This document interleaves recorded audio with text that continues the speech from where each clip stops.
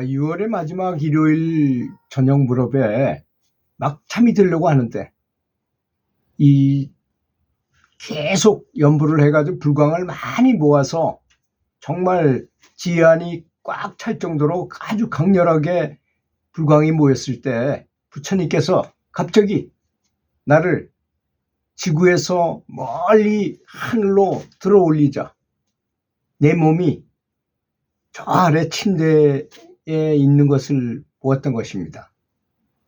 부처님께서는 아주 자비스럽고 사랑스러웠으면서 마치 아주 절친한 좋은 친구와 같이 느껴졌습니다. 부처님께서는 나를 매우 아름다운 세계로 데려가셨으며 우리 둘은 정자에서 잠시 쉬었다 가기로 하고 멈추었습니다. 거기에 있는 모든 것들은 황금빛을 발했어요. 정말 너무 환상적이었습니다. 황금색으로 모든 것이 다 돼 있으니까. 그러자 부처님께서 아미타불을 부르셨어요. 그러자 갑자기 어떤 천상의 존재가 신발을 신지 않은 맨발로 어디선가 짠 하고 나타나셨습니다. 그분을 보니 직감적으로 아미타불이라는 것을 알 수 있었습니다.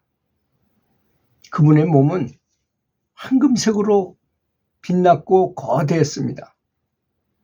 그분은 또 아름다운 것을 좋아하는 것 같았습니다. 왜냐하면 팔과 손목에 팔찌를 하고 심지어 발목 장식과 발목에도 아주 아름다운 장식을 하시고 귀걸이까지도 하셨기 때문이었습니다. 나는 위대한 모든 성인들은 아름다운 것을 아주 좋아하나 보다라고 생각하게 되었습니다.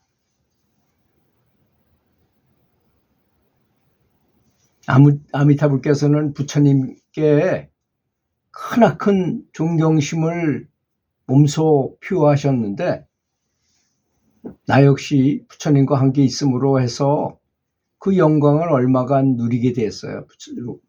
아미타불께서 부처님께 인사드리는 모습을 그 옆에 같이 있으니까 같이 감사하다는 그 찬양을 받을 수 있었다는 것이죠. 우리는 아미타불과 영적으로 의사소통을 했는데요. 얼마 후 우리는 거기를 떠났고 부처님과 나는 바로 황금세계로 가는 건 아니라고 부처님은 말씀을 하셨습니다. 그 하늘을 날아가는 동안에 수많은 왕국을 통과했으며 아주 많은 것을 보았습니다. 도원경에는 머리가 크고 흰수염과 지팡을 가진 노인이 나타나고 큰 부처들의 세계도 지나갔으며 작은 난장이들의 세계도 있었고 우주의 체계를 보면서 차원이 높을수록 세상은 더 투명해지고 그 빛은 더욱 밝은 반면 낮은 세계일수록 더욱 조잡하고 거칠었다는 것을 느낄 수가 있었습니다.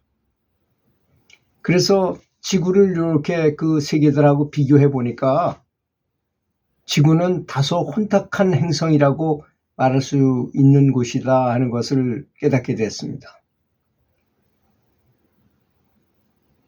돌아오는 길에 부처님께서는 나를 잠시 동안 어떤 왕국에다가 남겨놓으셨습니다.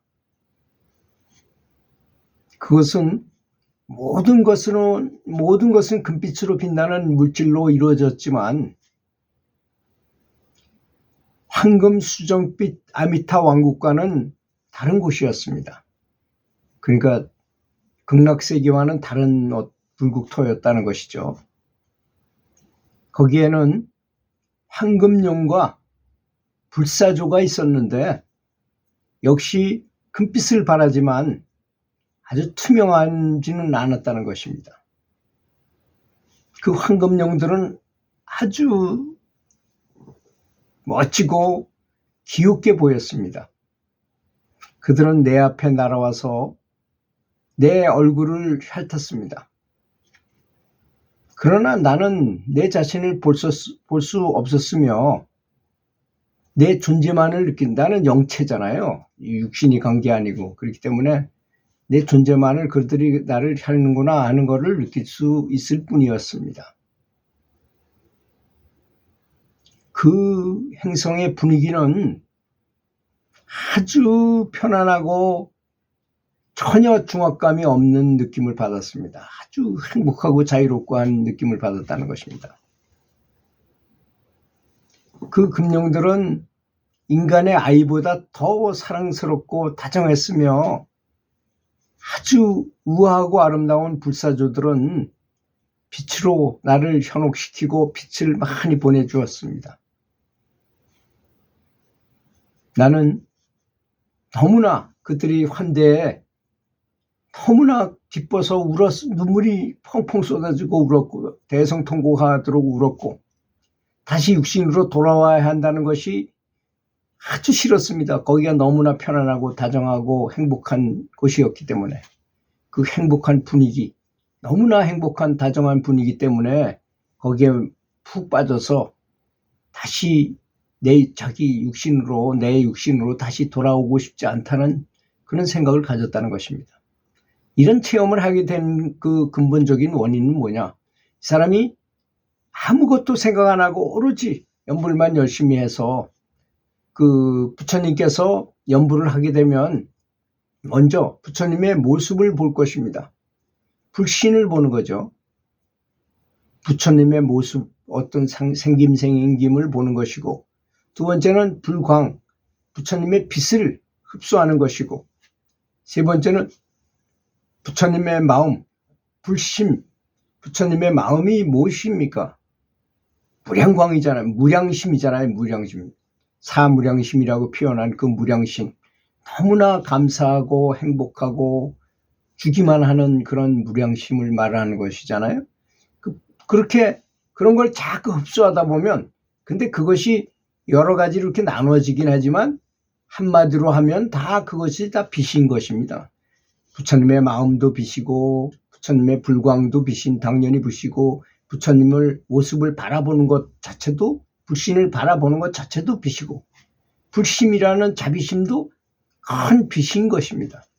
그러면 우리의 영적인 에너지 센터가 빛으로 커져서 차크라가 개화가 되고 차크라가 활성화되면서 바로 지금 얘기한 것 같은 부처님이 직접 나를 저 높은 세계, 천국의 세계를 직접 살아있으면서도 데리고 다녀서 교육을 시키는 것을 말하는 것이잖아요.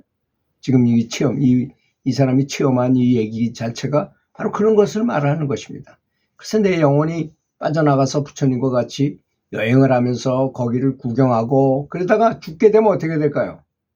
죽게 되면 바로 내가 갈 수 있는 곳까지 가장 좋은 곳이라는 건 원래 내가 태초부터 있었던 맨 처음에 만들어졌을 때 있었던 바로 그곳이겠죠. 본향이라고 말하잖아요. 그거를 본향. 깨달음을 얻었다. 그럼 바로 거길 우리가 죽으면 돌아간다고 표현을 하는데 바로 거기를 돌아간다는 것을 의미하는 것입니다. 그런데 소크라테스처럼 늘 명상하면서 그런 데를 수시로 계속 다녔던 분들은 죽음이 하나도 두렵지 않죠. 육신은 비록 없어진다 하더라도 나는 육신이 아니고 영혼의 빛이라는 걸 알기 때문에 빛이 항상 수시로 그곳을 왔다 갔다 했기 때문에 그 소크라테스가 아주 분명하게 말했어요. 친구들과 헤어지면서 당신들은 살러 가고 나는 죽으러 간다. 근데 나는 어디로 가는지 안다. 나는 매일 다니던 그 천상의 존재들이 지금 여기 있는 세상 사람들하고는 전혀 다른 등급이 높고 굉장히 아름답고 사랑 넘치고 자비심 넘치는 곳으로 그런 곳으로 나는 간다. 거기 가면 영원히 행복하고 좋은 곳이다. 그러니까 난 죽음을 두려워하지 않고 그래서 소크라테스는 죽기 15분 전까지만 해도 친구들하고 희닥거리면서 재밌게 얘기도 하고 그리고 이렇게 인사를 하고 독배를 마시고 그냥 죽었는데 아무런 스스럼 없는 죽음을 겁내지도 않고 무서워하지도 않고 또 악법도 법이라 해서 사실 도망도 갈 수 있었는데도 불구하고 이것도 다 그들이 만들어 놓은 법이니까 악법도 법이니까 그걸 그대로 따라서 나는 죽겠다 해가지고 독배를 마시고 사망을 하신 것입니다. 이렇게 그래서 4대 성인 중에 한 분으로 추앙을 받는 것이죠. 그래서 우리가 연부를 열심히 해도 그런 빚을 모을 수 있다는 점을 알고 열심히 연부를 해야 되지 않을까 이렇게 생각합니다. 들어주셔서 감사합니다.